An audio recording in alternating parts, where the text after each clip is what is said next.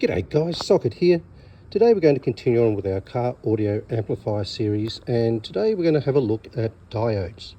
So diodes are these little components down here with a little silver stripe, looks like that, which are basically one-way valves in your electronic system. Yeah, let's dive in and take a look. Okay, well, these diodes are these little electrical components that you find on your circuit board, and they act like little one-way valves to control the flow of current in a circuit. You can see they have this little stripe on the end, and you can kind of think of that as like a little swing valve, for want of a better term, that will allow current to flow in this direction but won't allow current to flow in the opposite direction, right? They act like a bit of a blocker.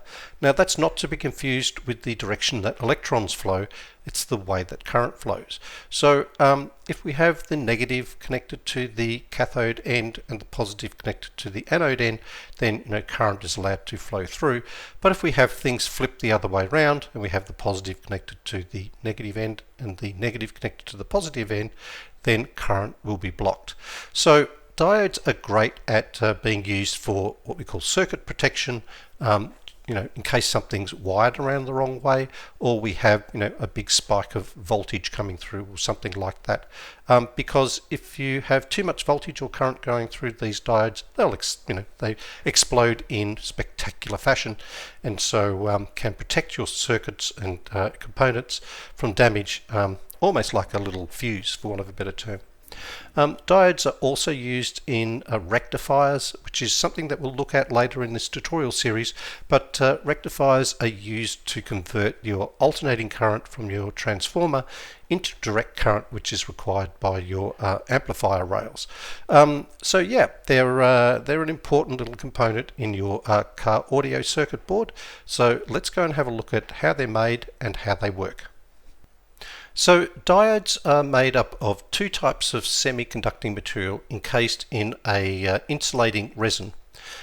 They have a stripe, or a solid coloured end to the diode, which indicates the negative end of the diode, or the cathode, and the end without the stripe is the anode, or the positive end of the diode, and allows you to sort of figure out which way to properly wire up your diode. But it's really the semiconducting material that makes a diode work, and we're going to look into the details of how it works. But in the diode itself, we have these two types of semiconducting material, the p-type and the n-type. Now it's called a p-type because this semiconducting material is positive and this semiconducting material is negative, and they've kind of oriented or connected to the positive and negative end of the diode. But let's go and have a look at why it allows electricity to flow in one direction but not in the other. So the secret to how a diode works is the semiconductors in which the diodes are made of. And so we start with a material called silicon, which has 4 electrons in its outer atomic shell. And these 4 electrons are shared between each of the silicon atoms, making it very stable. So it doesn't have any free electrons, and therefore it doesn't conduct electricity very well. So to make silicon conduct electricity, we use a process called doping, where we can add atoms of a different element to the silicon to change its properties. So if we add aluminium to silicon, we can make it more positive. And if we add phosphorus to silicon, or phosphorus atoms to silicon, we can make it more negative. And so let's take a quick look at that. So if we add phosphorus atoms, phosphorus has 5 electrons in its outer shell, and therefore we have 1 free electron that can move around. And so it has more electrons than it does in silicon, and so it has a negative charge and can conduct electricity much better because of these free electrons. And then if we add or dope the silicon with aluminium atoms, which only has 3 electrons in its outer shell, then it will want to attract some electrons, because we want 4 electrons between between all the atoms to make it stable. So there are holes that need to be filled by electrons, and so this has a positive charge, right?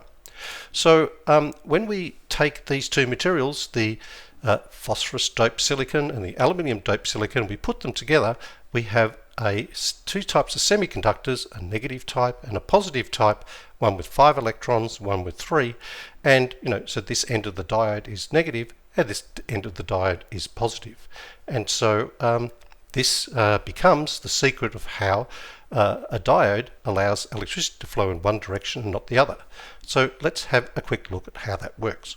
Alright, let's zoom right in at the atomic level, and so here on the N-type, or the negative side of the semiconductor, you can see these yellow phosphorus atoms that we've added in amongst the silicon atoms in blue, and here are all the little electrons, and you can see these little yellow free electrons from the phosphorus atom because it has 5. And so this has more electrons than it needs, and so it has a negative charge because it has more electrons. Whereas on the positive side of the semiconductor, where we've added aluminium, and here are the aluminium atoms in purple, you can see they only have 3 electrons, and therefore we have some gaps that need to be filled to stabilize the structure. And between the two semiconductors is what we call the p-n junction. Alright, so there's a natural bias to want to move electrons from the negative side to the positive side because the positive side is going to attract the electrons this way. So when we connect up our power supply, so the negative to the negative end and the positive to the positive end, the negative end is going to introduce or push electrons into this side of the diode, and the positive end is going to pull the electrons towards it, right? So we've got these connected up the right way, so there's a natural bias to push the electrons from the cathode towards the anode. Okay, so we've got electrons flowing this way. But if we switch the connections around and we have the negative connected to the anode and the positive connected to the cathode, then this positive end of the power supply is going to attract the electrons this way, and the negative electrons are going to not be able to kind of flow through because they're going to flow into this area to fill up the holes, but there's no driving force to drag them over here, and so electrons won't flow through. Now this is the way that electrons flow, not to be confused, as we said before, how current flows in in conventional electronics. So there you go, guys, that's how a diode works. So that brings us to the end of today's tutorial on diodes. In the next episode, we're going to look at resistors and how they work. So I hope you found that interesting. I'll catch you in the next episode.